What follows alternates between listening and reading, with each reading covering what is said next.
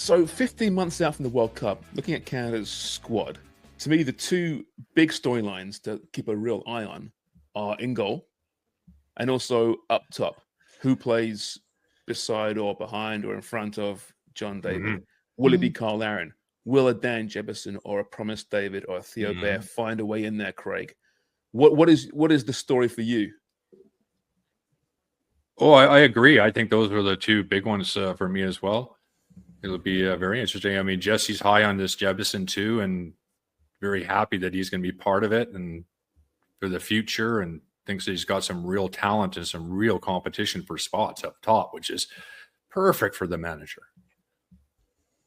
There's got to be a lot of players out there, you know, that want to be part of this World Cup, and there's a lot of time left in the world, in the game of football. This is a lifetime away. You know what I mean? A lot can change within the time between now and the start of the World Cup. So it could be it's true, right? It's not even, you know, we've got another season to look forward to. Yeah.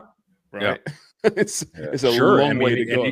How many players we got out there? There's dozens of players out there that are hungry and think that, you know, I've got to do this, I've got to do that, try to get in there. And there's no reason why they can't if they get the right break and perform really well.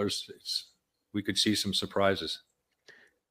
Jimmy, you look at other areas in the pitch for that squad. Left-hand side, left wing might be something. I don't think Schafferberg's got anything cemented there. He's hurt right now as well. Right-hand side, same thing with Tejan. Can he get back to his form? Yeah. What is the area that you are going to have most of your eyes? You got two eyes. You have more than two eyes. Most of your eyes be Yeah, I think it's going to be me. It's the attacking options out wide, up top. Who's it going to be? And like we said before, we got so much pace, but it's what players are you going to put together that are going to make a difference, that can change a game. And obviously, look, you got Schavelberg, Buchanan, Ali Ahmed, Fonzie Davies, like so many good, talented players, but it's just finding that right chemistry and who's going to be your starting 11. Dubs? I think you got to look at that midfield and what's happening with Kone. Really inconsistent in terms of his performance and the minutes that he's getting. So who's your best midfield pairing in there, right?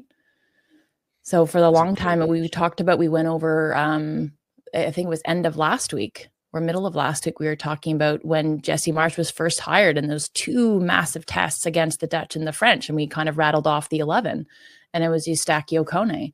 So I think if they're both at their best, that is your midfield. But you have to look at the way Nathan Saliba is playing. I don't think he was particularly good against Minnesota, but I think like there's a huge potential for him to keep kind of on that ascending curve and kind of fight for some minutes in there. And Mathieu Chouanière, who again has not been playing very well hasn't gotten a lot of minutes, has kind of struggled with some injuries at Grasshopper. You got Oso as well, right? Like there's lots of competition in there and I think lots of depth.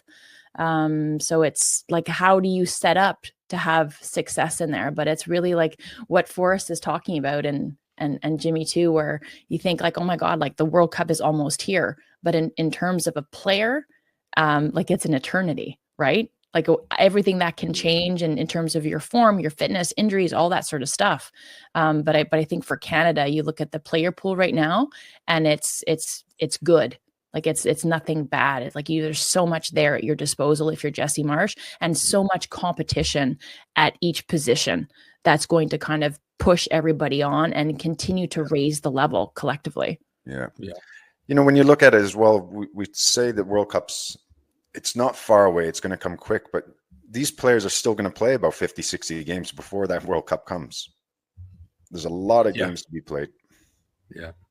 Well, just to show you, I mean, after Copa, I think if you ask that question, we could probably name 9 players we figure will be starting in time for the World Cup. Now, right, it's still the same season. I think I can probably name 6 that I know are going to start, right? You got Bombido and Cornelius. You got Johnston. You got Fonzie. You got Eustachio. You got David. Is that it? Is that 6? I think that's 6. Yeah.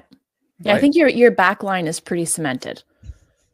Yes, I think so. Mm-hmm. But who? Yeah, yes, yeah. I can't see Kamal Miller getting in, for example, with respect to him, or Defoe Jarrell, biggie roles. So backline cement. That's good. Eustachio cemented for me. Yeah.